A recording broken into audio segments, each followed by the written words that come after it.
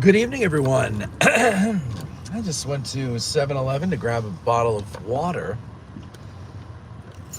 because even though I have a Brita filter on my tap, I don't like drinking tap water. It tastes like a swimming pool.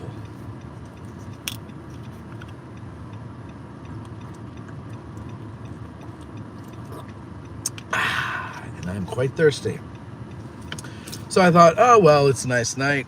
While there's a little bit of light left, let's take a little drive around. In fact, I think what we're going to do is not waste any time. Not waste any time going through town. We're going to go on the battlefield while we're still allowed to before time is up. But we'll go on the roads that never close. How's that? Good evening, Hector. Big fan. Thank you very much. Hey there, Travis. Good to see your name. How are you doing? Haven't seen you in a while. Hope to see you Saturday. Well, hello to Eugene. Not Eugene. To you, comma, Gene. Hey, Russell. Hey, Barbara. How are you? Tom says, an evening drive. Nice. Patreon member. Glad to support your work. Thank you. Glad to have you. I appreciate every God-blessed cent. So does little Major, because she's got a vet appointment Tuesday. And God knows, it'll cost me a couple hunjo, I'm sure. So, Major thanks you as well. Man, having a puppy isn't cheap. You got to go to the vet like every month, and it's another round of shots. $325 later, you're like, what happened? But you know what? In the long run, it's worth it. Good evening, Michael. Howdy to you, Peter, as well. Change of scenery night. Yeah, you know, I used to do on Instagram, I used to do sunset videos. And Eric, the producer, used to do sunrise videos because he didn't really go to sleep. So he would get up out of boredom, I guess, and go out to the battlefield and do a sunrise video. And they were popular. He did those on Facebook. I did sunsets on Instagram. And I realized tonight, I was walking the dog and I saw it's different now, but I saw the sun reflecting off of the clouds and making these nice colors earlier. And I was like, you know what? I haven't done a sunset video in a dog's age. And it's a little late, but I figured why not take a little drive while the sun is setting. I'm reading, I was trying to read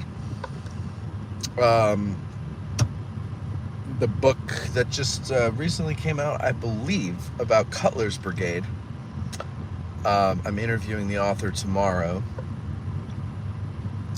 I was trying to read the chapter that we're basing the interview on, but Little Major is quite playful, and she doesn't understand, not now, Major, Daddy's working. And so I end up having to play fetch with her and things like that, which is good. She's actually getting good at catching things and then bringing them back and giving them to me. But of course, she doesn't just drop it. She likes to play a little game of tug of war first, and then I'll eventually rip it out of her grasp, and then,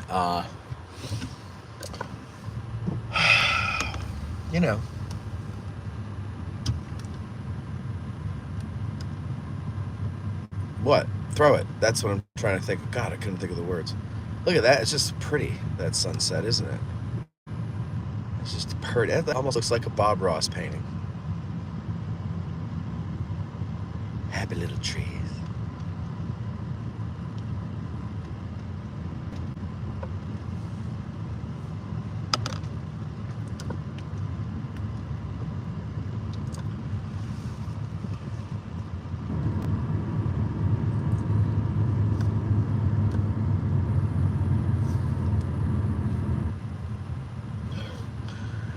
Give me a bottle of anything and a glazed donut to go. David Lee Roth. General David Lee Roth. What the hell are you talking about? Eric. David, good evening to you. How you doing there, King John? King John. He wasn't too popular, was he, King John? If I'm not mistaken. Good evening from Central Jersey. Good morning, or good evening. Good evening to you, Lawrence. From Central Pennsylvania. South Central Pennsylvania, to be exact. Let's see if we could do the whole conversation like that, where you say something like what Eric just did. David Lee Roth. General David Lee Roth. Or Central Pennsylvania. South Central Pennsylvania. Let me see if I can do. I don't know how long I'll be able to keep that up for. If I can do it at all. Where's the best place to get a fish fry in Gettysburg? Well, there's a few places that have pretty good fish and or chips. But, I will try tomorrow morning when I do my drive. I will try to do... Actually, I had an idea. There's signs. I don't know if I should tell you the idea or if I should just do it. It's, a dad joke, but it would be a video dad joke.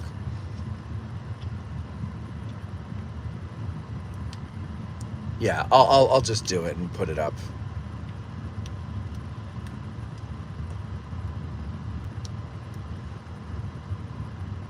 Six Questions says, sunsets in Gettysburg are fantastic. That is true. That is true. I don't know what it is. Is it, because, I'm sure, Mike, if I went out to Chambersburg and watched the sunset, it would be just as purty. But there's something, I think it's not just the physical setting sun and what it does with the colors in the atmosphere, but where you're watching it. Like watching it from Little Round Top or Pickett's Charge or the McPherson Farm or anywhere really on the park or in the park. It's kind of a different experience. It's like, I don't know what it's like. It's like something. It's a little more meaning to size things. Oh, is the air conditioner blowing on the microphone? If it is, I'm sorry. That's annoying. I can turn it down a touch. It's not that hot out anymore. Although it is 78 degrees. It's kind of what we'd say warm. Now we are heading into the enchanted forest, which is dark. Look at that. Nothing but darkness. Oh, ooh. I'm sorry. Let me, John, I didn't finish your question. I hear, I'm not a big fish and chips guy, but Gary Owen, I hear, has good fish and chips. I believe it was ABC that I was at that had good fish and chips. And I was at somewhere, that was up in Carlisle. I think it was ABC. There's another place that I've tried it at, and I can't remember where it was, but that was like over a decade ago. But anyway, yeah, I would try those places. Gary Owen, I would try first. It's a local business, not a chain, in other words. Nothing against chains. They employ local people too, of course, but how about the local mom and pop first? Come on, guys. It's a tough economy. They need you more. Well, happy Sunday, you wonderful people. Great sunset view. Thanks for spoiling us. It's my pleasure, Patrick. I'm glad you guys like it. Eric, Cutlery's Brigade, always forking around. Eric, why don't you write one-liners for me, secretly on the show? I'll just give you we'll have a old AIM, AOL Instant Messenger up or something, and you can just Jackie the Joke Man it to me.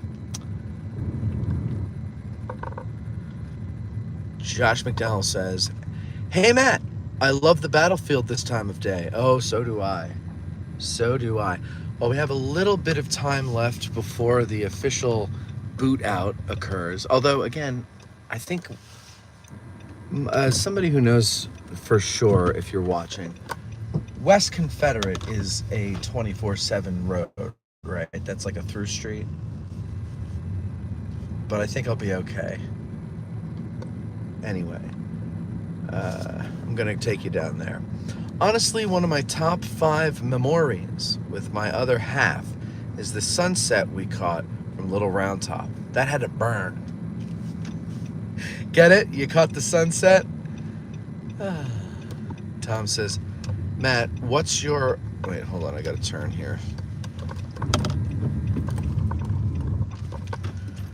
Matt, what's your opinion of those who believe they see ghosts during their evening drives? I think they shouldn't drive drunk, number 1. Number 2, there's 2 famous videos that have been going around the internet for years of Gettysburg ghosts captured from an automobile at night, reportedly on the battlefields. Let's talk about the first one. You've seen it, of course. A ghostly image of a man, a Confederate, walking between cannon. This is an easy, old as the day is long, photographic trick. A couple years ago, Eric, the producer, and I had planned to go out there and do it. And of course, we procrastinated, and they were like, let's do it. And then, like, the next day, they announced, you're not allowed out in the park after dark. And we were like, dope. So, yeah, we couldn't do... I mean, we don't need to go on the battlefield to do it, but we wanted to go to the exact guns that they did and show you how the trick is done. And then the other one is supposedly a ghost, but if you look closely and kind of like cross your eyes slightly, if you can do it slightly, you will find that the reported ghost is actually a droplet of water on the windshield. Hate to ruin it for you. I've been in the middle of the wheat field at night. I've been in Devil's Den at night. I've been in the triangular field at night. We sat there and listened, and we were open to it. I wanted to experience something. And all I experienced was my friend belching really loudly. And it ruined everything. I think the people who want to see ghosts will see ghosts. They will hear something and they will attribute it to a ghost when there's an earthly explanation. I remember there was actually, some of you might have seen it, I don't know how far back you go following us, but on Instagram, probably about 3 years ago, it was well, it might have been pre-COVID, so we're talking 2019, well, quite a while ago. My buddy was visiting from New Jersey, and we went down along the old electric trolley path down in Rose's Woods, and everybody's like, go find ghosts, go find ghosts. So we stopped in the middle of the woods, pitch black, dead silent, and it had rained like an hour or two before. And you know how like raindrops will collect on a leaf until it's too heavy, and then the leaf gives way and the raindrop falls. So that's what happened. A big drop fell and made a loud noise. I guess it landed on another leaf, made a slapping sound. And gave us a start, but then we realized what it was. And then we continued to listen. We got quiet again and we continued to listen. And then we heard taps echoing hauntingly across the valley. And we were like, wait, is it 100 Nights of Taps? And we're like, no, it's like 9 o'clock. They're done with that. Okay, if it's not 100 Nights of Taps, what is it? Yeah, I didn't see any signs saying this is closed.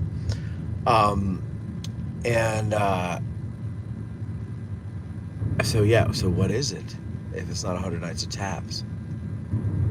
Well, if it's your first time or second or third or whatever, if it's your 100th time visiting here, but you don't really get too involved in all the local quirks, all the normal abnormalities, if for lack of a better word, that occur here, you will see, or you will notice that sometimes a reenactor, or not even a reenactor, just someone who really feels it, will go up on Little Round Top. And yeah, this had to be 2019 because we were out there past dark. It was 9 o'clock. So yeah, so this was 2019. And anyway, they'll go up there and play taps across the valley. And it's nice. It's haunting. It's not ghostly taps. And here's why. First of all, do trumpets have souls? There are two cars. I'm sorry, I just had to pause there because there are two cars parked side by side with their tailgates up around the Virginia Memorial. So if someone's watching and they're like, I'm going to report him and ruin everything for him because he's out there past dark, I'm driving through on a road that I believe is accessible 24/7 as long as you don't stop and get out and walk around. Those guys look like they were tailgating at the Virginia Memorial. So anyway, yeah, it was somebody on Little Round Top, a living, breathing, modern, mortal man, blowing taps across the valley. That's what it was. And then, those things, there's like, we heard cannon, but there were no reenactments going on. We heard Dude, there's all kinds of good old boys in this area that are blowing shit up on their farms all the time.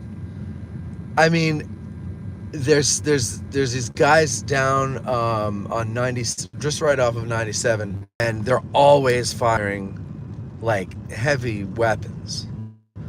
So, you got to know where you are. You're on vacation, you're in a different kind of mode, but people live here and life goes on and normal stupid hijinks occur all the time. People come here for different reasons. You may be coming here for ghosts. The guy up on Little Round Top blowing taps, he's coming here because he honors and respects the men who fight here. And this is his way of paying a tribute to them. So, yeah, I mean, I could... Oh, and then there's the photographic evidence, and I'm using air quotes when I say evidence. I mean, come on, folks. Come on. It's never clear, number one. Number two, it's always in the background. Number three, it's always something you have to zoom in until everything gets pixelated, and then it's like, oh, look, it's a face. Well, where the hell... Let's see, I don't want to press my luck going through battlefield roads, even though I know there's certain ones that are okay to go on, so we're going to go in the countryside, see what it's like out here. It's nice and pretty out here. Anyway, yeah, so no, ghosts aren't real. All right, hey, Matt, I love the battlefield this time of day.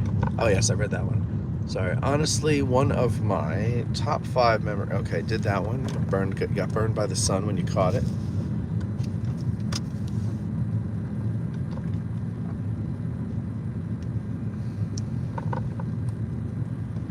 Oh, sweet. I was looking on getting the Cutler book. Been doing some research on the 76 New York. My buddy's relative was wounded the first day and died in August. That sucks. Those guys got pretty chewed up, I'd say. Let's see, when I go out here, we rarely ever take you down this road. I think it's because I might lose service in spots, so bear with me if I do.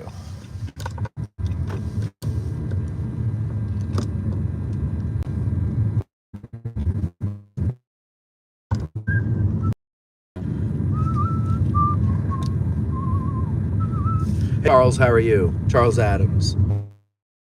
One of John Adams' son's name of alcoholism, if I'm not mistaken. Was that him? Yeah, it was him. The troubled boy. Not that you're troubled. I'm just saying I put something together there. Milwaukee Civil War, this is Brett saying this. Milwaukee Civil War Roundtable rededicated Cutler's monument at his grave site. Hold on, I'm trying to drive and read at the same time. Memorial Day weekend, very nice ceremony. That's cool. Did not know that. Brett, why does your last name sound familiar? Have we been emailing about something? Were you on the show? Why does your last name sound familiar, Brett?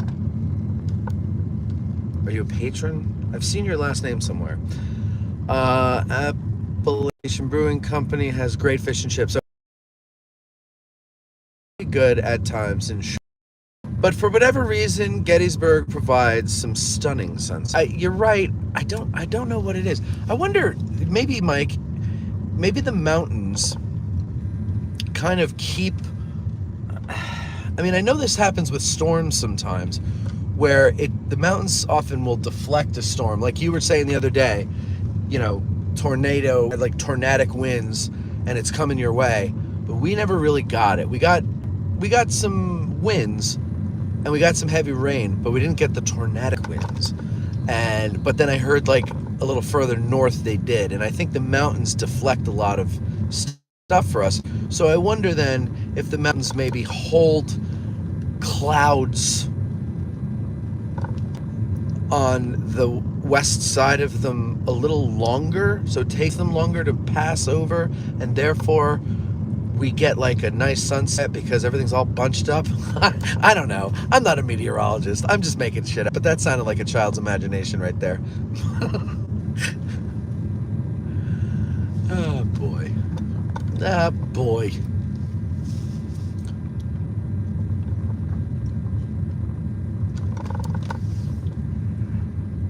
This is a nice area. I think, what am I on? Red Rock Road, I think. Sorry for yawning and talking at the same time.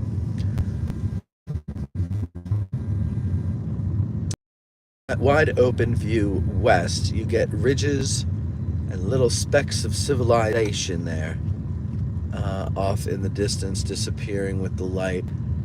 Add in the history, and there you go. Patrick, that was beautiful. But you're right. I think that's part of it. It's a picturesque view on the ground as well as the sky. I might lose you when I'm going down here, so stick around. We'll be back.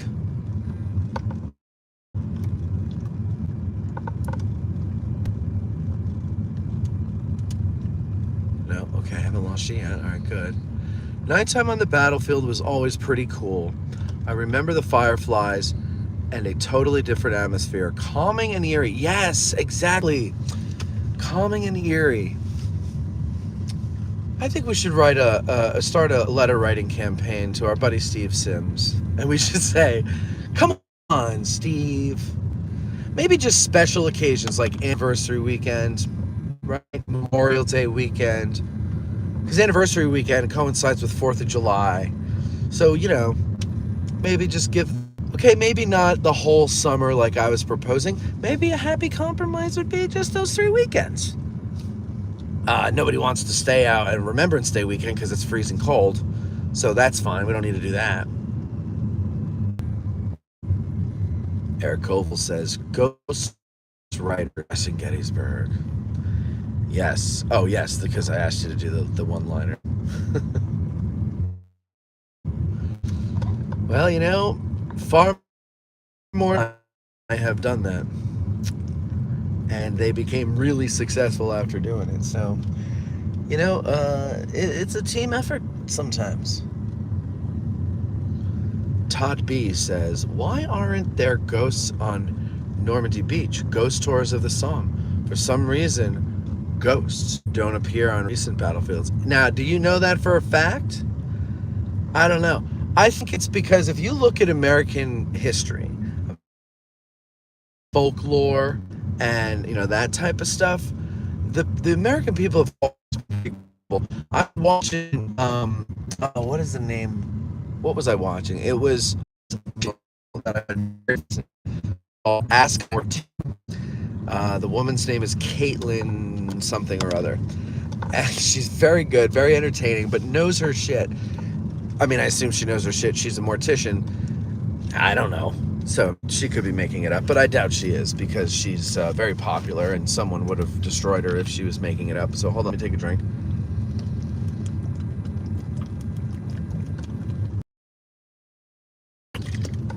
Oh, God, that's okay. I mean, when you're thirsty, there's nothing like ice cold volcanic water. Where are we now? Pumping Station Road. Here we are. So we're going to go across here. Not like you can really see anything anyway. Oh, well, you know what? Since we're talking about ghosts, we'll go to... I'll show you my sack covered bridge. Excuse me. I'll show you my Saks covered bridge itch by pulling up to it and showing you, pointing the camera at. What were we talking about? Shit. Oh, yeah. So, Ask a Mortician was talking about vampires, and it was a very real thing that occurred in Europe first. I don't remember if it was like 20 or 40, but a few decades later, it made its way over here. Europe, by that point, had moved on and was no longer buying into it. But in America, we were buying into it. And all these, there was like an industry about, vampires. It's a very interesting. You just ask a mortician, Google, search Ask a Mortician vampires, and let her tell you the whole story. But my point is, I realized that Americans have always been behind. And oftentimes that's a good thing. Behind Europe. Even today, if you look at Europe, all the things that it seems like we're starting to now we shouldn't do. We're like, oh, we could do it better. We could fail better than you guys. So we're going to do it. But, yeah, so like apparently, so I guess what I'm saying is Americans like believing in that stuff. And I don't know where that comes from. One could argue that because the dregs of European society settled this country, the outcast, the unwanted, the moronic, the imbecilic, and the superstitious founded this country. I'm not saying that. I'm not. One could, but I'm not. So there's that argument. And so it's just ingrained in our culture to be entertained by these things. The problem is some people are entertained by them, and others, like the people we're approaching now, believe in it wholeheartedly and really want to see it, and will look at anything and point to it and say, look, I found a ghost. It wasn't there when I took the picture, but it's in the picture. Or, the famous cigarette trick. Wow, it's like nowhere to turn around here.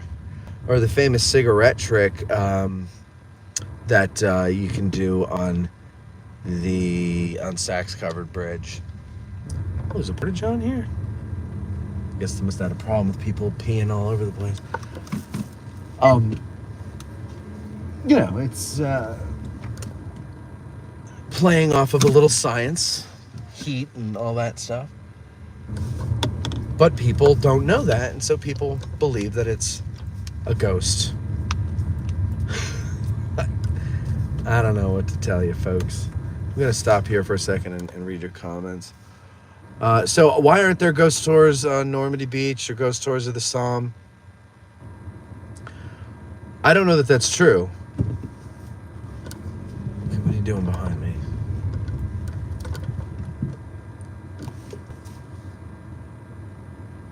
Yeah, go around. Exactly.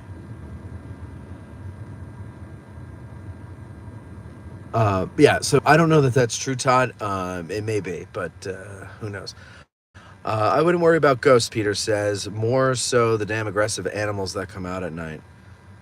What are you talking about? Patrick says, that happened to me in '08 in the wheat field. Taps plays, crapped my pants, proceeded to see a human being with car, and lost 2 years of my life. Exactly. That's what I'm saying. It's not real. Eric says, if Miles Davis was playing the trumpet, it would have soul. If Miles Davis was playing in Canada, he'd be kilometers.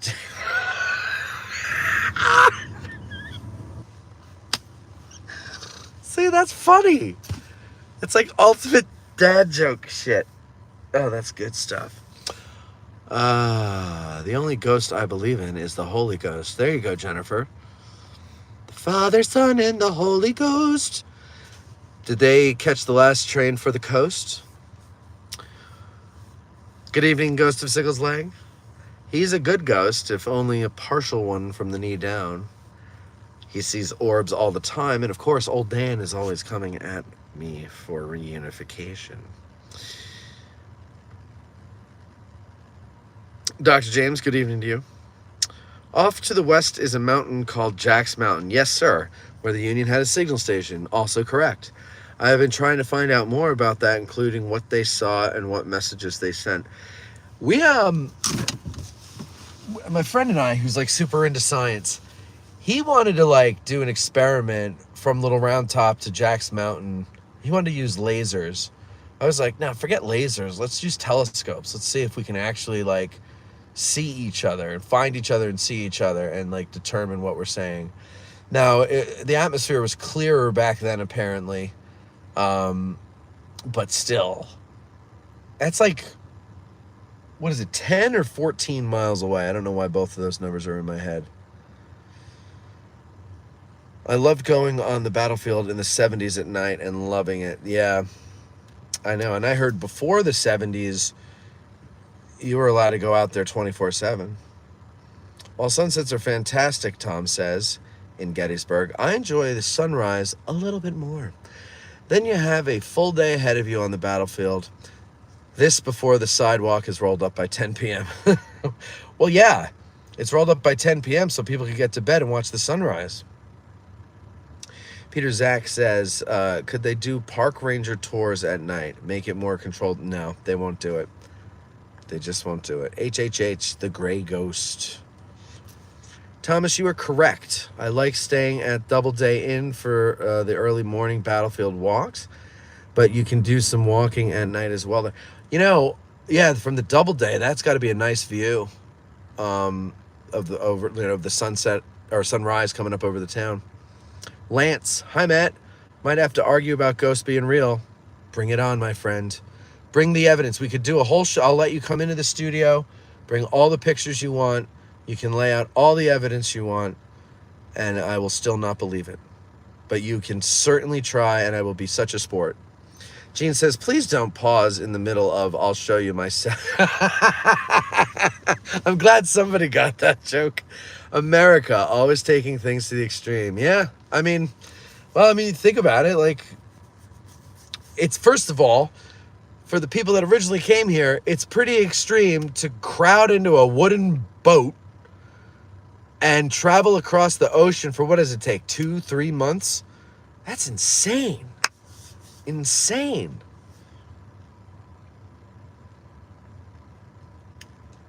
Miss Lisi, you got married on the bridge, on Sachs Bridge. That's pretty cool.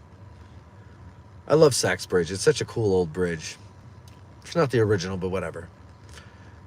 Kurt says, I was watching an evening at the Evergreen Cemetery last night by Adams County Historical Society, and at 47:37 you can hear an EVP of a woman saying family. Kurt, come on now. No, you can't. Dr. James Beagley says, Beagley? Is it a silent GH? Sunrise at the 11th Pennsylvania Volunteer Infantry is amazing. I've never experienced it. Abby says, Jesus loves you. He is coming soon. Remember that he loves you and will help you get through anything. Have faith in him. He will always be there for you. God bless you all. That's very kind of you, Abby. Thank you very much. God bless you as well. Bigley. Okay. James Bigley. Dr. Bigley. Tom Canavan says, I always watch the sunrise from the Oak Ridge Observation Tower when I drive down there, leaving New York around midnight. Oh, that's cool. So you get there. Oh, I see what you're saying. Peter Zach says, gotta think how chaotic it must have been at night during the battle. No lights, no boats, no lights, no motor car. Thousands of men. It had to have been, because it's not just thousands of men. It's thousands of screaming men screaming in agony. And you've got to sit and listen to it until either they die or pass out, or morning comes. And, I mean, it is hell on earth. It's got to be. Lance says, I have video below Cemetery Hill, opposite of the stadium. 8 seconds of something crossing the field going towards Culp's Hill.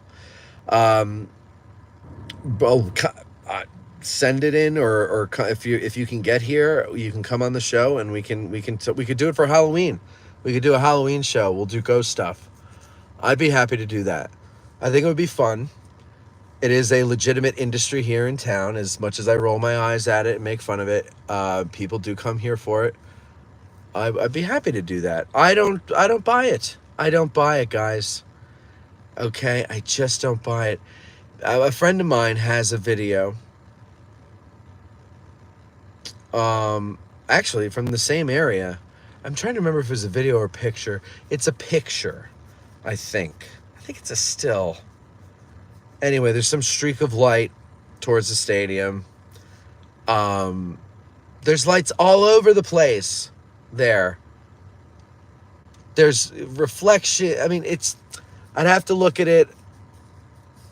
I mean, I looked at his picture and I was like, that's nothing. That's nothing. The whole thing, yeah, it's just not. That's right. Not a single luxury at Eric Koval. And you beat Tom. Jennifer says, like Robinson Crusoe, it's pretty bad. Okay, there we go. By the way, do you all know that if you go around the cemetery and you read the poem that is on the plaques there, every plaque you can sing the melody of Gilligan's Island, and the words fit perfectly.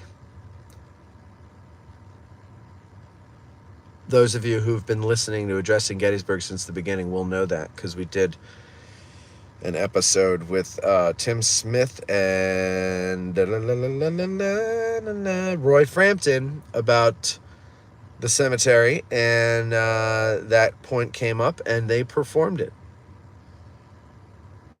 How many ghost tour groups do they have now in Gettysburg? 247. I remember when it was just one. Yeah, no, not one anymore. It's 247. Or at least that's the way it seems.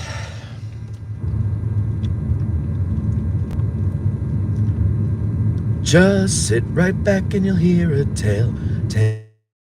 Oh, sorry. I don't know if John's still in there. I don't want him to get upset because I'm singing. All right, now we're gonna go on. I believe this is Scott Road. Scott.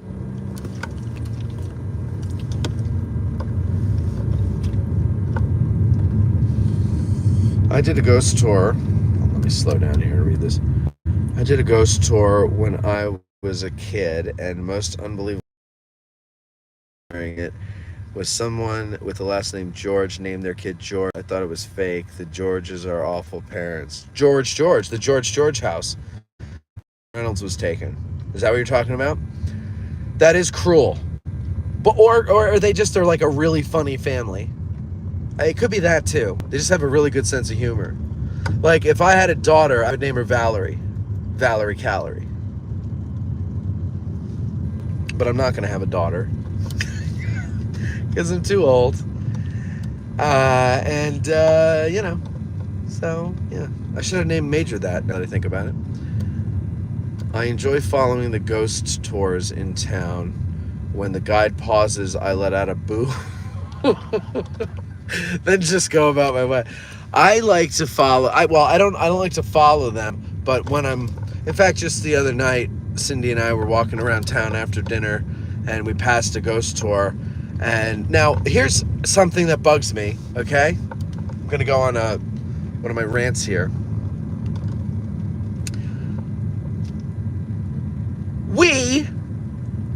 had to walk out in the street because the ghost tour group took up the whole sidewalk all the way out to the curb itself. And the tour guide, I mean, I saw his head move in the direction towards us. His face was facing us. If he was looking at someone in the crowd, he would have seen us in his periphery. And he did not have the group pull in, which I believe they're required to do. They're supposed to make sure they do that the minute they stop, if I'm not mistaken. I'm under the impression that that's the rule. So he, just kept on talking. And so a car nearly clipped me, but luckily I was able to push Cindy in the way, and it got her elbow. She'll be all right in a couple of weeks. Well, 6 weeks. But anyway, we, as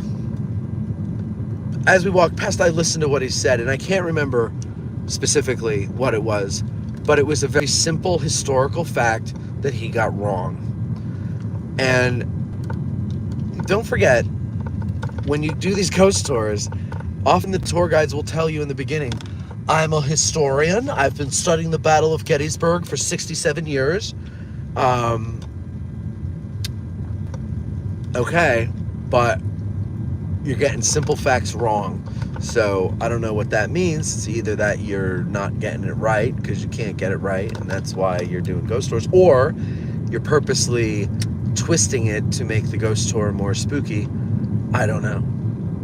I remember I took one when my cousin came to town with her kids. I told you this before, I'm sure. And the guide, I was biting my lip the whole freaking time. And my cousin was like, just relax, let the kids have fun. And I'm like, shut up.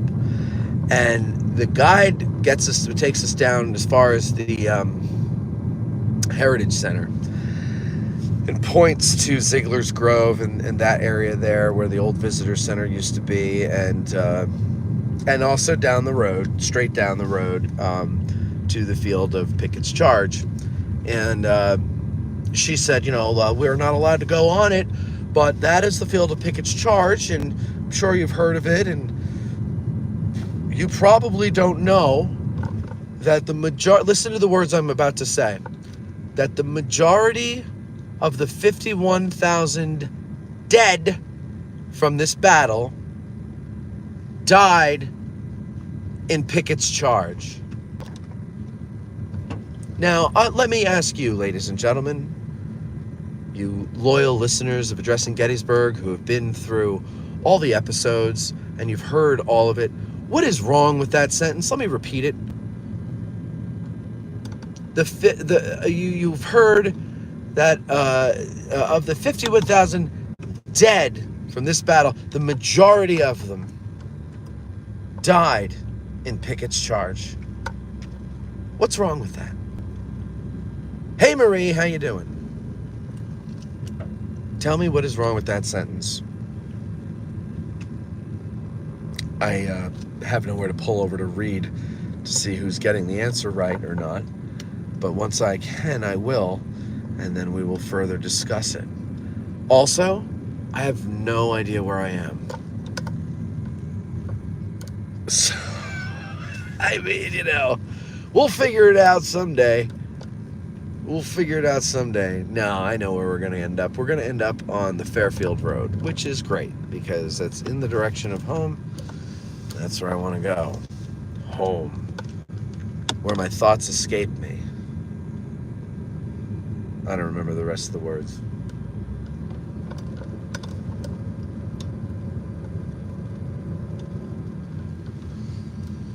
Alrighty. No, Tom. I meant 51,000. Yes, okay, good. All right. So good. Everybody's getting it right here. All right. Let's see. Right. All right. Tom says you mean casualties. She meant casualties. Not all casualties were dead, wounded, right? Okay. Barbara says not 51,000 dead, just casualties. Barbara gets it more on the nose. Gene, my husband and I went on a ghost tour, and one of the business owners on Steinway came out and told the tour guide to get off their property. Nobody likes the ghost tours because they get in the way, and it's just like, I don't know. I'll leave it at that. The local property owners do not like the ghost tours. The business owners do not like the ghost tours because they get in the way.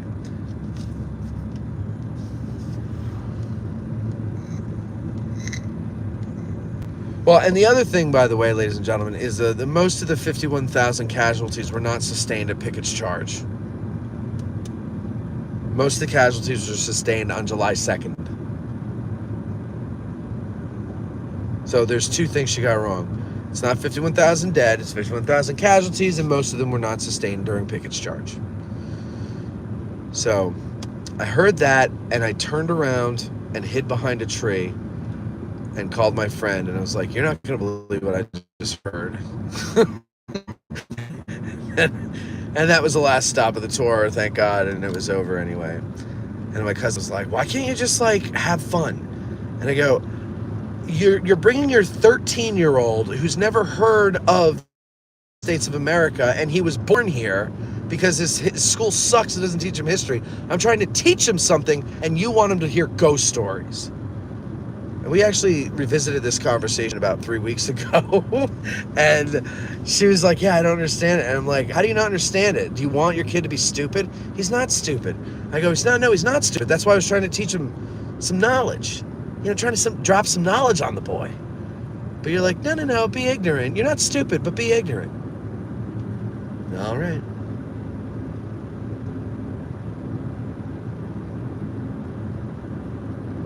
There you go, Mike Walker, exactly. Day 2 had more casualties than day 3. I mean, I guess it doesn't really matter, right? I mean, it doesn't matter when the casualties were. 51,000 in 3 days, that's a lot of blood. A lot of guts. Barbara says, was it 7,000 or 9,000 deaths? So the number that when I started learning about it, the number that was given was 7,500 dead outright on the field. About that number died later of wounds sustained during the battle, and that could be weeks or months. And I mean, then you can really extrapolate that out to years and decades. Some guys did die of wounds that they received, complications from wounds that they received, many years later. I think, didn't Hancock die of complications from the wounds? So, it's so hard to really get a good number on that. Now, recently, and I think I was talking to Tim Smith, and I brought up 7,500, and he goes, well, there's been some new work that now they're kind of like adjusting that number. It might have been more, like 9,000, maybe even 10,000. And I always thought 7,500 dead outright was it sounded a little low to me, but I've never been in a battle during the Civil War, so I don't know. But I would imagine with the close quarters, with just everything, even with all the smoke where it's hard to see, I can't imagine 7,500 dead outright. That just sounds so low to me. But then again, if you showed me a field full of 7,500 people, I couldn't tell you if it was 100 or 7,500. So, I don't know. These are things that I have to trust people who are much smarter than I. And of course, these numbers change over the years because, you find new information. That's how it works. But I like to just tell people that of the 51,000 casualties, the minority of them are dead on the field. And more wounded and missing and captured and all that than you do dead on the field.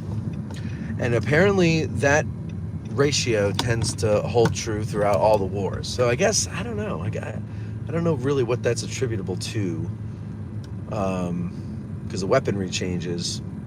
So I don't know.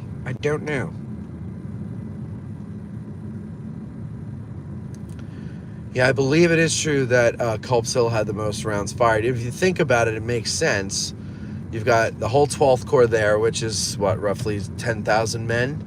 And then you've got, the Confederates, which are, I don't believe it's 10,000. It might have been, I don't remember exactly how many the Confederates had. I know on July 2nd it was closer to 5, just 5 of them. No, 5,000. But remember, Culp's Hill was fought over for a total of 12 hours, while all these other events during the battle that we are all just so swept up in, Little Round Top, Pickett's Charge, couple of hours at the most. So, yeah. So I think it does stand to reason that the most rounds flew over the ground of Culp's Hill, because you got tens of thousands of guys firing at each other for 12 hours. Not 12 hours straight, but 12 hours.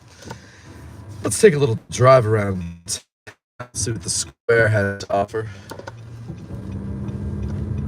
And then I gotta get back to the mage and get myself to bed. Maybe try to get some reading done for tomorrow's interview.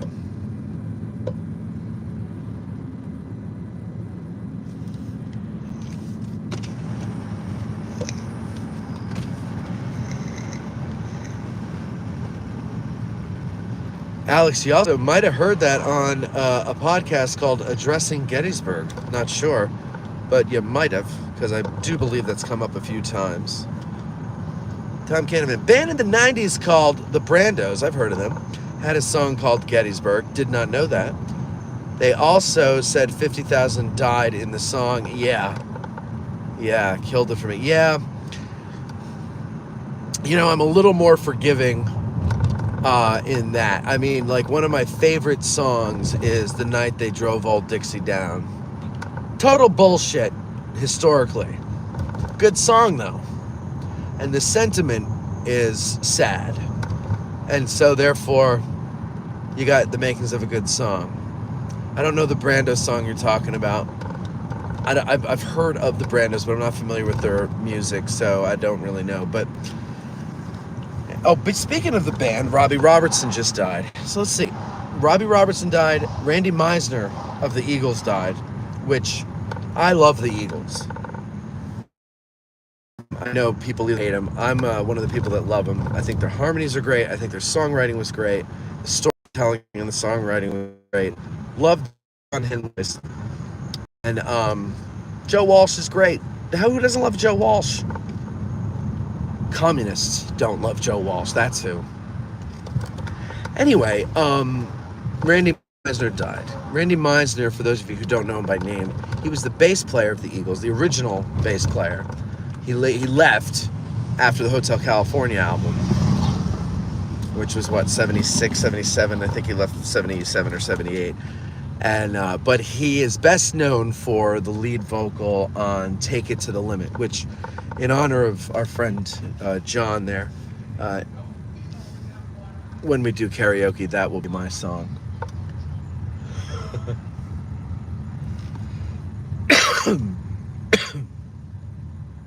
There's a ghost tour. Just past it. Let's see. Let's go this way. We'll drive down the Emmitsburg Road. We're allowed to do that. So Randy Meisner, yeah. Now he was actually kind of like a gentle soul. You know, you think these rock stars, they're all a bunch of wild men and, you know, womanizers and assholes and drug addicts and stuff like that. But he, as rock and roll guys go, I mean, yeah, he was into the drugs and the drinking and all that stuff. And I guess he was a smoker because he died of lung-related issues. But hold on a second. Let me just see if I can't clean my lens off for you guys. Give me one little second here. Get a little rubbing alcohol. Spray that on there. And I'll go over. And does that help? Not much. Not much. But it's better than nothing. All right. So Randy Meisner, he quit the Eagles because they were all, you know, just apparently not the easiest guys to get along with, Glenn Frey and Don Henley. And there was a lot of tension in the band, a lot of stress from the success, and he wanted to spend time with his wife and kids. I think that's honorable. I mean, when you got residuals coming in, who cares, right? But that's pretty cool of him. And anyway, he died. A lot of dead guys There were a couple of other ones that were kind of sad.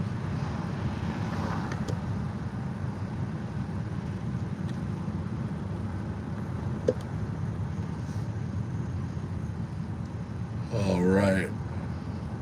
We're gonna turn down Steinway I was thinking about a woman who might love me. All right, now I'm gonna pull over here, and the fuck is he doing? Oh, pardon my French. That moron just almost walked right into me. His buddy's like, Wyatt, what are you doing? Yeah, what are you doing, Wyatt? All right, let's see here.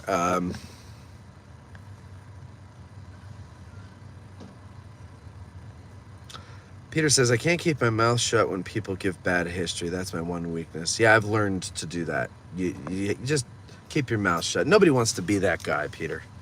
You know? Marie, long day or not enough coffee?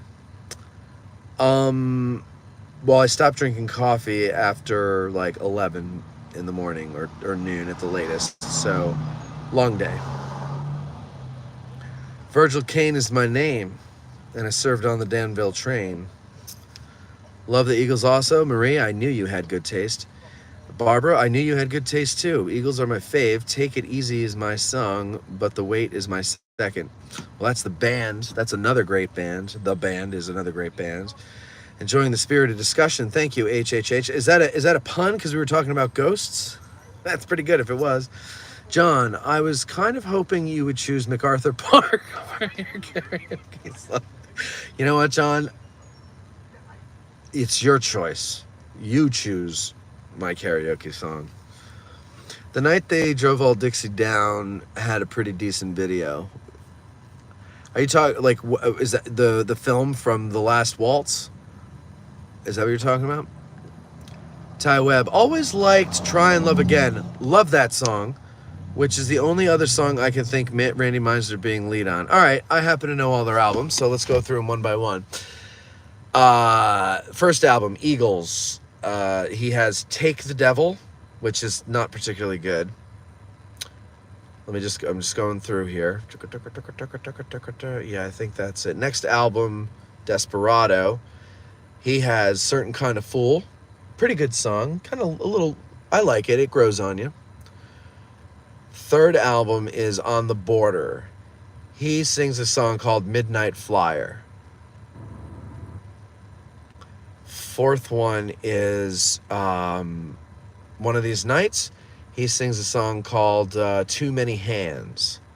Next one is Hotel California. He sings Try and Love Again. And then he's left.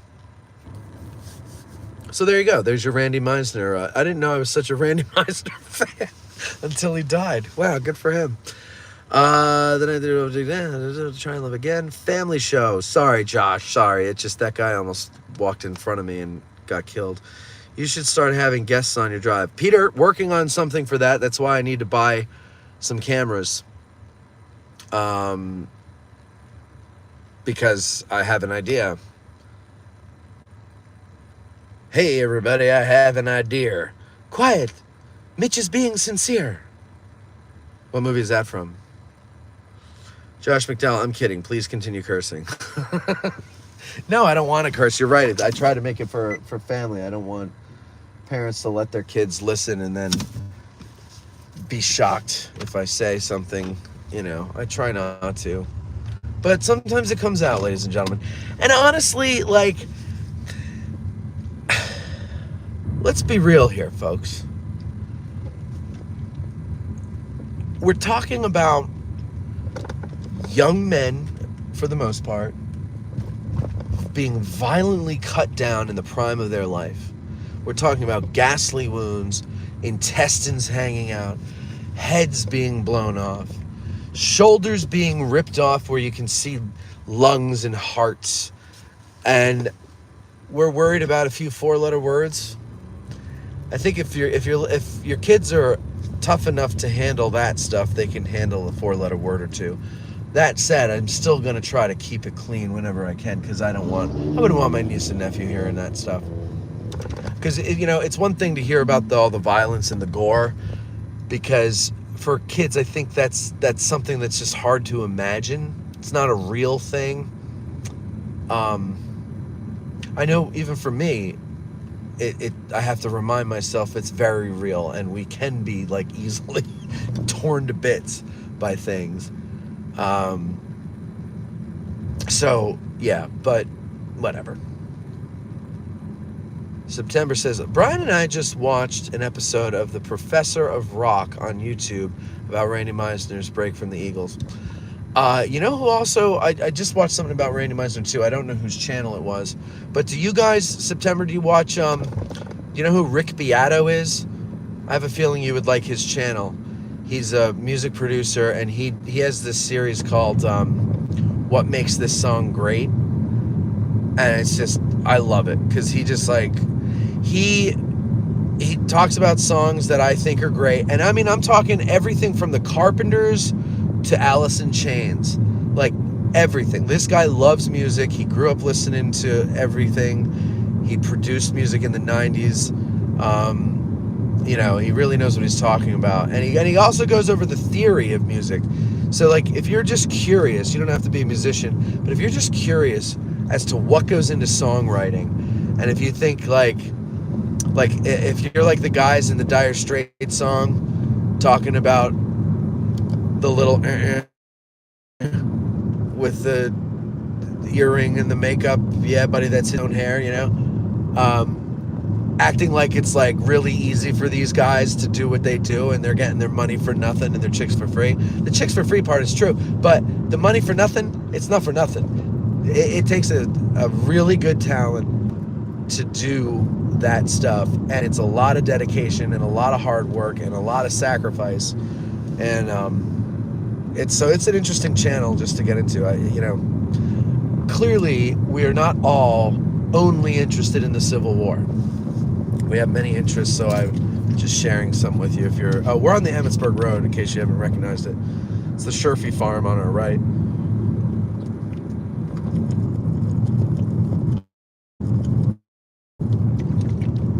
Sherfy's Orchard of Peaches up on the left. Of course, you can't see anything because it's dark out. The road might sound a little rough to you right now. That's because they're doing some work on it. And that has something to do with the video that I'm going to hopefully make just for fun. Just for fun.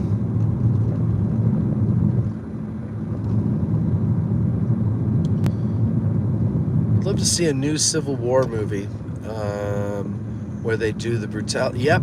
Alex. Oh, my dream. This is why I play the lottery, because I have a dream. The Civil War has not been treated properly in cinema, and I don't know why. And I'm talking about depictions of combat. They do it well in every other goddamn movie about other wars, but they just don't do it well with the Civil War. Even when they do, they're like close but no cigar.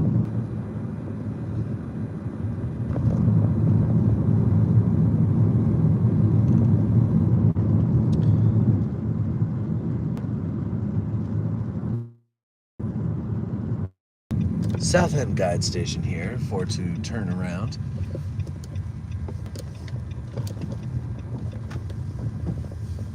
It's dark out here.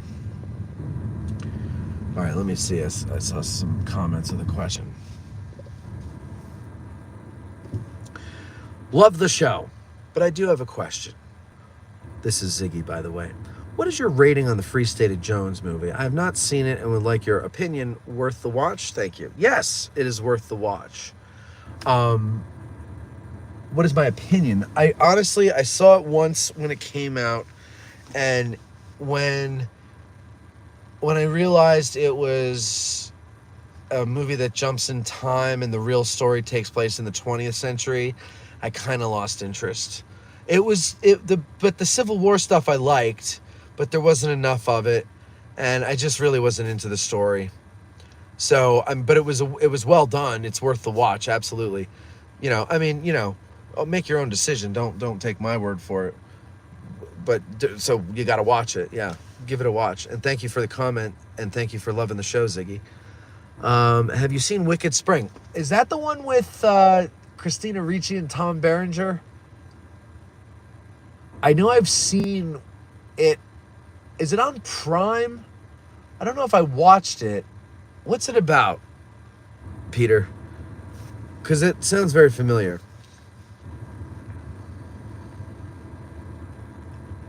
You just watched Rick Beato break down More Than a Feeling. Okay.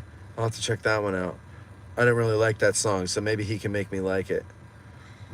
He did that. There was one song he did that I watched just out of curiosity, and I was like, you know what? I have a newfound appreciation for this song. I can't remember what it was. Okay, September, you watch him too. Good, because he's really good. Then I watched that interview with Christopher Cross with him, and then I was like, now I need to revisit Christopher Cross, and I did, and now I'm like on a Christopher Cross kick. I just, I ride like the wind while I'm sailing down the Emmitsburg Road. The best that you could do is fall in love. Let's see, what else?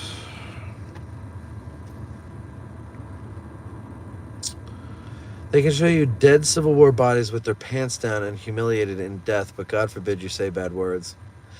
You know, Peter, it's so funny you pointed that out, because someone pointed that out to me at the seminary museum. There's a photo of the Confederate dead, I believe, down this way here in the Rose Farm area, and they pointed out that the guy was pantsed, and that wouldn't be normal, and that would be a war crime today or something like that. Yeah.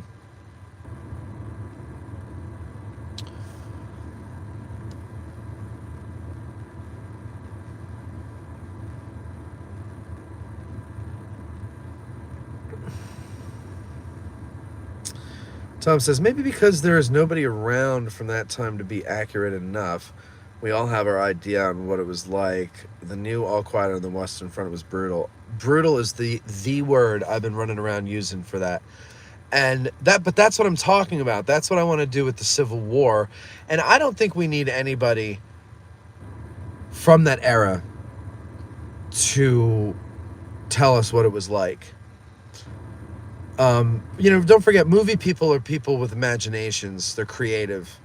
There's ways that you can find out. I mean, you can talk to doctors, like,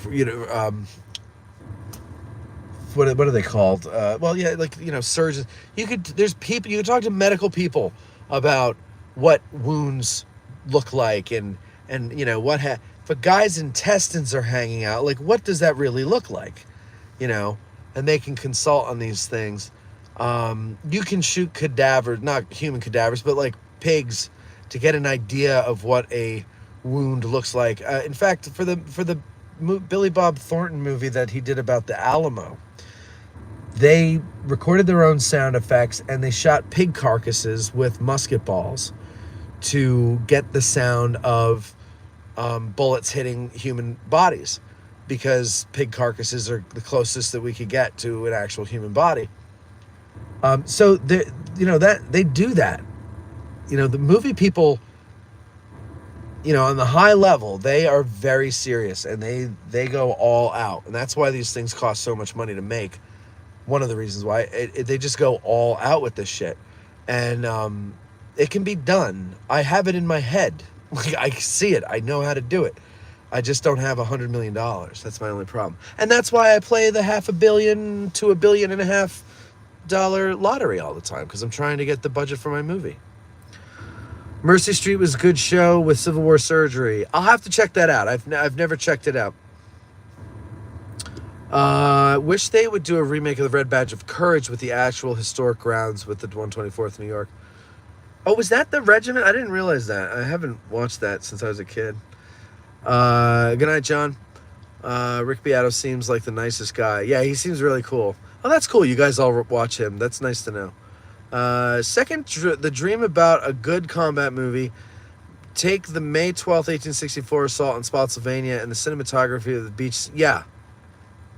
Yes. Or, I mean, there's so many. Oh, God, I wish I had them for so much. Oh, I wish I had all this money. I swear to God, I would. Oh, you guys would be like, my goal. So, what I would do is when I premiere the movie, I would have the theater refitted with toilets because I want it to be so bad and so realistic and gut-wrenching that it scares the shit out of you to the point where you can't make it to the bathroom. I mean, that alone would cost $20 million just to reroute all the plumbing and,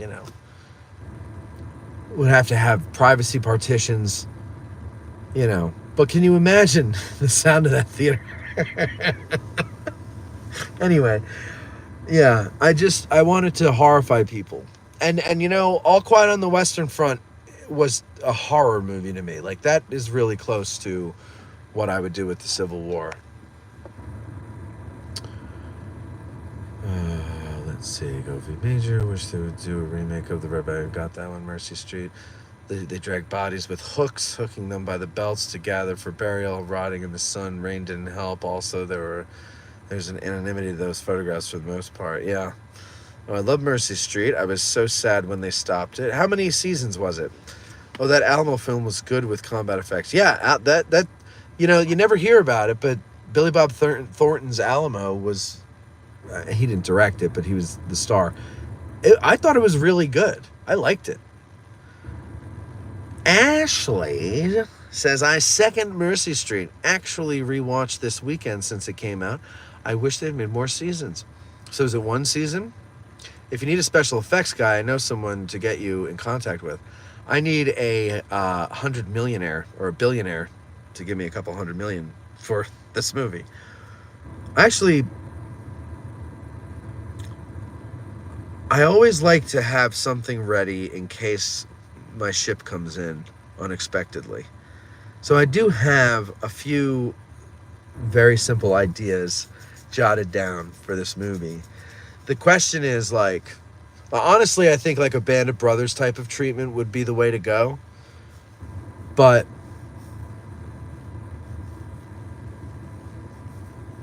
a movie could work too. The question is, who do we follow? To do what Gettysburg did, where it's on the high level, people aren't interested in that anymore. So you got to go boots on the ground level. You could delve into officers here and there and strategy here and there, but it has to be through the eyes of like a private or a sergeant or a lieutenant or a captain even.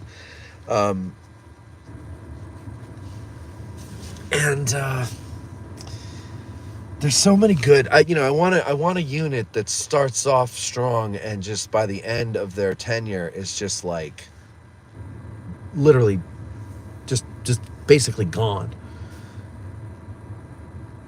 Only 2 seasons, okay. Sounds like your movie would have to be in 3D. Yeah, that's a great idea, actually. You do a 3D version and a 1D or 2D version. Okay, 2 seasons for that.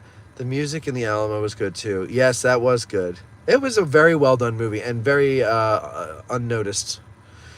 I can see the reviews now. It will make you cry. It will make you proud to be an American. It will make you shit. You'll laugh, you'll cry, you'll shit. I waited so long for my ship to come in that my dock collapsed. Yeah, I know, you can't wait. Jennifer says Band of Brothers is really good. You're absolutely right. One of the actors, by the way, is going to be on the show. That's right. Matthew Leach played Sergeant Talbot. Wish they would do a film based on the civilians' view of Gettysburg. Well, Bo and I have been talking about that. We're going to revisit that conversation when he returns. It's about time to start getting into some serious shit, and I think I need to recruit him, and he and I talked briefly on the phone a few weeks ago. And I think a perfect storm of events has occurred so that it can happen. This message is held for review. Let's see what the message is. Talk about a shitty theater to debut in. Wait, what is happening? Potentially inappropriate message held for... Yeah, I got it. I'm allowing it. Why are we saying error? Okay, whatever. And then any regiment in the Irish Brigade decimated. Yeah, Irish Brigade would be good. I mean, you can't do Confederates, but if you could, like one of Pickett's regiments would be good. I mean, if you're going with, Gettysburg stuff, 1st Minnesota would be good.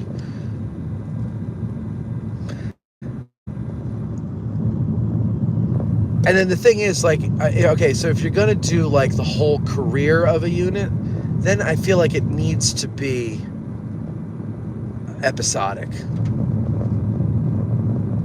Which is, even bigger headache. But if you're going to do one battle, or maybe two, but with one big, like, shit hits the fan, just mess of a battle, then that could be a movie. Or it depends. Like, if you want to really get into the anatomy of the battle, like All Quiet on the Western Front did,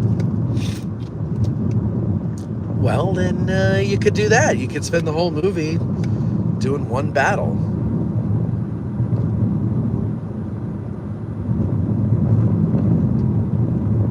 Yeah, miniseries, I agree, Josh. That would be the way to go. You could develop the characters more. You could tell more of the story.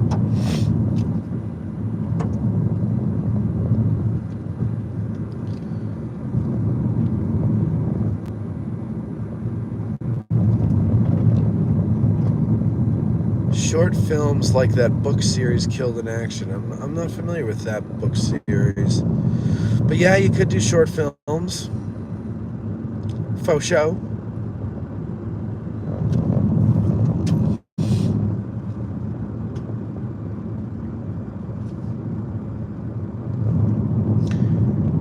Well, that is actually... okay, I just realized what you were talking about. Yeah, that is one of the things that Bo and I have been talking about doing is like little vignettes just to get something started. I have another thing I'm working on with a guy.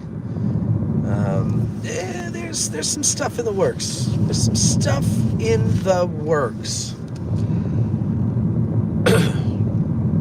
Take a while though. Yeah, 26 North Carolina would be a good one. But again, you can't do Confederates. I mean, you can if you go out of the system, and that's what I'm trying to do. I don't want to get involved with Hollywood. I want to do it ourselves. I don't, I don't know, whatever. Well, what am I talking about? Who the hell am I? like I have a choice in the matter. Not until I win that jackpot. I would follow the 14th Brooklyn, John says. Starting with their action at the railroad cut and ending with them helping at the Traverse on Culp's Hill. That's not a bad idea. There's so many choices. Did I say 1st Minnesota? You could do them. I mean, you could do like 16th Maine. But, you also have to have a good ending. So, like, you got to have there are a few units out there whose, like, whole service is almost like a movie with a good beginning, middle, and end.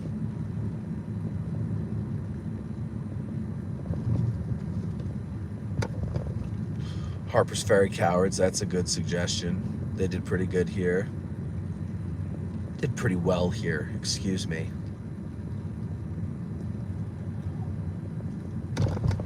La la la, la la la, la la la, la la la la.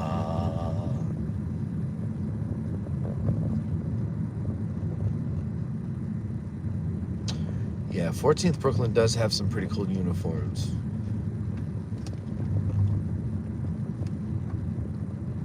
Tell a good story and have the material culture dead on. Lots of films fall in the latter. Yeah. Well, so that's what I noticed. By the way, no one answered me about Wicked Spring, or maybe if you did, I didn't see it. Is that the one with Tom Berenger and Christina Ricci? Yeah. So, like, the thing is, like, when you have an independent film, like, you know, somebody got some money and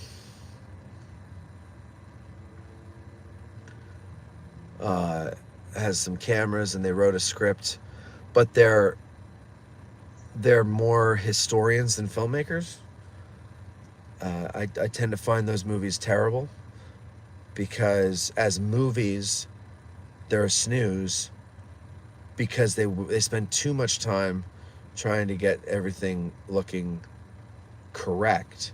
But the problem is, that drives me nuts, is like you're out in the field, you know, during a battle or on campaign, and everything is pristine as if you just took it out of the reenactor's store. And that's because, why? Because they get reenactors to be the extras and whatnot, and they don't want to mess up their uniforms. They're expensive, and who can blame them? I don't blame them. So that's why you need movie people to do movies, not history people to do movies. You have history people involved, but they're not doing the movie. I'll tell you a story. So I was an extra on John Adams, which, if you haven't seen it, it's on HBO Max. It's really good. I'm in episode 2. I'm about the size of an ant on the screen, unless you have one of those really, really big screen TVs. Then I'm the size of a cockroach, but a small one. Anyway, we were shooting a scene in Williamsburg. It was April, 75 degrees, but it was made to look like it was December in Cambridge, Massachusetts, and it was freezing. So naturally, we're bundled up, sweating our nads off, and the assistant director keeps coming around saying, "Don't forget, guys, stomp your feet, rub your arms, shiver. It's really cold. You're trying to keep warm." And we're like, F you. Where's the air conditioning? I was promised a trailer, etc., etc. Anyway, my point is, what is my point? Oh, so you had a mix. You had reenactors who brought their own gear. We got paid more. Now, I wasn't a reenactor, but I had a friend who was a reenactor who had a friend who has this like ridiculous collection of uniforms. He has like almost every uniform that an American soldier in all the different units would have worn in each war we've been in since the French Indian War. It's all in his basement. It was the most amazing thing. And then he's got like all the accoutrements and weaponry that goes along with it. So we like he fully fitted us out, and we went down with our uniforms, and we were like militiamen with those hunter shirts on, you know. Anyway, there were other people who were just extras that were then put through the costume department and given their uniforms. So there were 4 guys. I don't know what their story was, but what I was able to surmise just from observing them was that the one guy was like really, really into this, and they probably started their own little living history group or reenacting group or whatever, and he's like, you know, super duper into it. And he had on this gaudy yellow satin with like paisley embroidery jacket and, you know, suit on, while the rest of us are in earth tones. Okay? And his buddies, by the way, were in brown. I think one guy was in like a brown or like a maroon jacket. The other guy was in like a navy blue jacket, and the other guy was in a black jacket, but they were, or coat, I should say. But, you know, they were all nice and, you know, dressed to the nines, like. And finally, the assistant director goes over to them, and I'm within earshot, so I observe this whole thing. And she's like, "Can we get you guys to go into wardrobe? The director wants to change your costumes." And he's like, "These are not costumes; these are uniforms." And she's like, "Right, I understand that, but he would just like it if you would go put something on, you know, that we have in wardrobe." "Why? These are period correct. This is what they would have worn." And she goes, "I understand that, but we're making a movie and we have a color palette that we're using and we're looking for earth tones, very drab, very dark. Your yellow is not really working in this drab winter scene that we're doing, sir."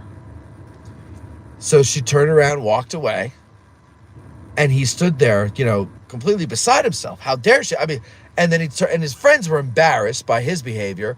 And as they walk away first. He follows, you know, a few feet behind. He's like, I don't understand. I mean, this is what they would have worn back then. This is period correct. I spent a fortune on this, and they're sending me away. You know, I don't understand. What are they trying for accuracy in this movie, or are they just making some kind of fairy tale? And that's why history people should not make movies. They should only be involved, but they should not be the filmmakers.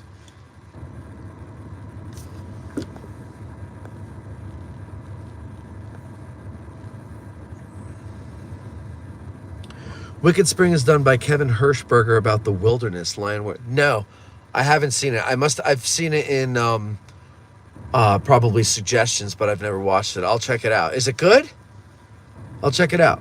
How about the story on company level? Yeah, that's what I would do, is company. But, you know, obviously they're going with the regiment. Yep, wilderness, Crampton's Gap.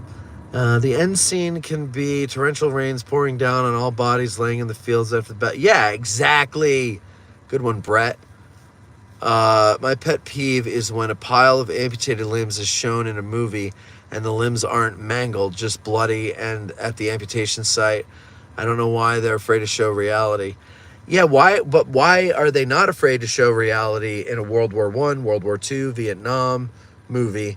But like Civil War, they romanticize and sanitize it. I gotta have a good technical advisor or military advisor. Absolutely, absolutely, you do. However, they're advisors. They do not make the final decisions. The writer and the director. The writer could be a history nerd, but he has to understand that once it gets into the hands of the director, it's not his anymore.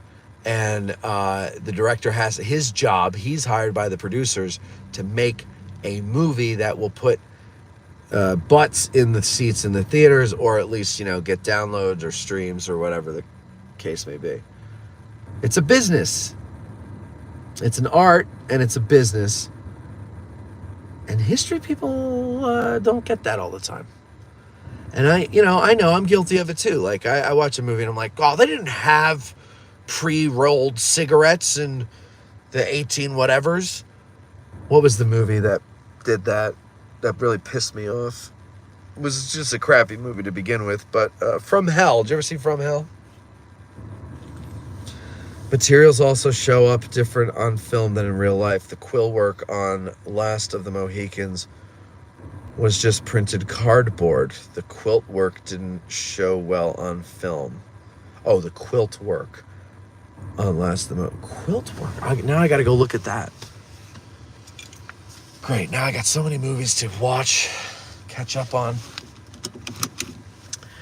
All right, everybody. I'm going to head on back. Actually, I'm going to head on back to 7-Eleven because I forgot to get iced tea for my iced tea collection for tomorrow and whatnot. So that's what I'm going to do. I'm going to go back to 7-Eleven. Barry Lyndon was a good movie and great material culture. Barry Lyndon is a great movie. You're right. You know what I love about that movie? And Stanley Kubrick was an interesting guy. But what I love about that movie is like they shot it in actual candlelight. Like they got these really low aperture lenses to shoot in candle. I just think that's so cool. Like it gives it a feeling totally different. I thought it was really neat. Anyway, The Temperature of the Culture also counts. It took so many years for a war film after Vietnam. People can tire of war. Oh, absolutely. Yeah, I'm not. Somebody asked me the other day about Generation Kill, I think it was. I don't remember if it was Generation Kill, but one of the movies about, one of the recent wars, Iraq or Afghanistan. And I haven't been able to watch really any of them because I'm not. It is history, but it's not history yet to me. Like we lived through it. I know people who were there. I've heard their stories. I don't want to see it depicted. So I haven't really watched many of those movies yet. I watched maybe one or two, and I was like, yeah, you know what? I'm not really ready for this yet because it's not the ancient past to me. So I haven't really seen many of them. Yeah. Was it you, Peter, who asked me about it? I'm going to check it out, but that's why I haven't watched it because it's just, I wasn't there, obviously, but I felt guilty that I wasn't there, and I have friends who were, and, when I hear their stories and I see how it affects them, then I just, I'm really conflicted. So it's hard for me to even really press play on that stuff. Plus, I just feel like I was a fool because I was for both wars, and now if I could go back in time, I wouldn't have supported them. So, anyway, all right, guys, I got to get going. Major's going to be all jumping around, and then it'll take another hour for her to calm down. So, I got to go before it gets too late because I still have homework to do for the show that I'm recording tomorrow. Actually, 2 shows tomorrow. By the way, if you're a patron and you didn't see the email, we're doing a show tomorrow about the 20th Connecticut with Carolyn Ivanov and Jim Connery, a licensed battlefield guy who's new to the show. I just put an email out today. I totally forgot. And you know what? Just because we're going to need questions because it's short notice, anybody watching this video, shoot an email to Dave@addressinggettysburg.com, DAVE@addressinggettysburg.com. Put 20th Connecticut in the subject so that he knows where to put it. And if you have any questions, go ahead and ask him. If you don't have any questions, look them up online and read a little bit about them and formulate a question. All right, folks, have yourselves a good night. Thanks for joining me. May the Lord bless and keep you. Goodbye.